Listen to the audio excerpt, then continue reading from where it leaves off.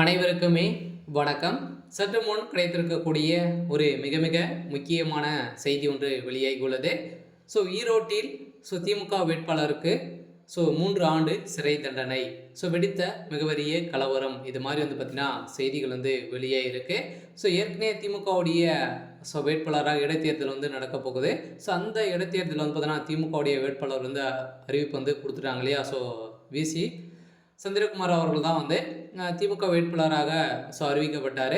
அவரு பார்த்தீங்கன்னா செய்த மெகா ஊழலின் அடிப்படையில் இப்போ அதிரடியாக கைது செய்யப்பட்டு இருக்கக்கூடிய நிலையில் இப்போ அதிரடியாக அமலாக்கத்துறையால் கைது செய்யப்பட்டு அவருக்கு சம்மந்தப்பட்ட இடங்களிலும் சோதனைகள் நடத்தியிருந்த நிலையில் தான் எக்கச்சக்கமான பணங்கள் பார்த்தீங்கன்னா இது வரைக்குமே 30,000 கோடிக்கு மேலே பணங்கள் சிக்கிய சம்பவம் தான். இப்போ அதிரடியாக 3 ஆண்டு சிறை தண்டனை வழங்கியிருக்கக்கூடிய நிலையில் தான் நீதிமன்றம் அதிரடியாக தீர்ப்பு வழங்கியிருக்காங்க. அதனால் ஈரோட்டில் இடைத்தேர்தல் நடக்கிறதுக்கான வாய்ப்புகள் ரத்து செய்யப்படும் அப்படின்ற மாதிரி செய்தியும் வெளியே இருக்குது. எதனால் பார்த்தீங்கன்னா திமுக ஒரு முயற்சி எடுத்து தான் இதில் இடைத்தேர்தல் நடத்தணும் அப்படின்ற மாதிரி சொல்லியிருந்த நிலையில் இப்போ பார்த்தீங்கன்னா இப்போ இந்த செய்தி பரவலாகவே பேசப்பட்டு வந்திருக்கக்கூடிய நிலையில் தான் இப்போ திமுகவுடைய வேட்பாளர் அதிரடியாக கைது செய்யப்பட்டிருக்காரு. இவருக்கு 3 ஆண்டு சிறை தண்டனை வழங்கப்பட்டதாக செய்தி வெளியே இருக்குது. இதை பற்றி இந்த வீடியோவில் பார்க்கலாம். அதுக்கு முன்னாடி நம்ம சேனலுக்கு இப்போ தான் நீங்கள் முதல் முறையாக வந்திருக்கீங்க அப்படின்னா மறக்காமல் நம்மளுடைய சேனலை சப்ஸ்கிரைப் பண்ணி சப்போர்ட் பண்ணுங்கள்.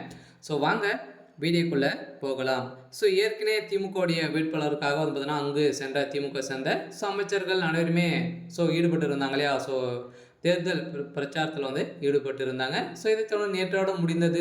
நேற்று இரவு நடந்த சதுரடி சோதனையால் தான் இப்போ திமுகவுடைய வேட்பாளர் கைது செய்யப்பட்டிருக்காரு. அதனால் அமலாக்கத்துறையால் அவருக்கு சம்மந்தப்பட்ட நிறுவனங்களிலும் இடங்களிலும் ரைடுகள் நடந்திருக்கக்கூடிய நிலையில் அந்த ரைடின் அடிப்படையில் வந்திருக்கக்கூடிய அமலாக்கத்துறையின் அதிகாரிகள் பார்த்தீங்கன்னா தாக்கப்பட்டதாக இப்போ செய்தி வெளியேறக்கூடிய நிலையில் தான் அங்கே ஒரு மிகப்பெரிய கலவரங்களாகவே மாறி இருக்கக்கூடிய நிலையில் இப்போ அதிரடியாக ஈரோட்டில் இந்த இடைத்தேர்தல் திமுக சார்பில் போட்டியிட போகிற வி செந்தில்குமார் அவர்கள் தான் இதற்கு உறுதுணையாக இருந்திருக்காரு. அவருடைய வீட்டில் தான் நடந்தது இந்த ரைடின் அடிப்படையில் தான். அங்கு அவர்களை பார்த்தீங்கன்னா தாக்கிய சம்பவம் தான் இப்போ அதிரடியாக கைது செய்யப்பட்டிருக்காரு. அதில் நாளை பார்த்தீங்கன்னா நம்மளுக்கு ஈரோட்டில் தேர்தல் நடக்க போகுது. அந்த தேர்தலின் அடிப்படையில் பார்த்தீங்கன்னா யார் வெற்றி பெறுவாங்க அப்படின்றதான் நிர்ணயங்கள் செய்திருக்கக்கூடிய நிலையில் அதுக்குள்ளேயே இந்த பிரச்சனை ஏற்பட்டிருக்கு. அதனால் திமுகவுடைய வேட்பாளர் பார்த்தீங்கன்னா புதிய வேட்பாளராக நிறுத்தத்துக்கான ஏற்பாடுகள் நடந்துருக்கு.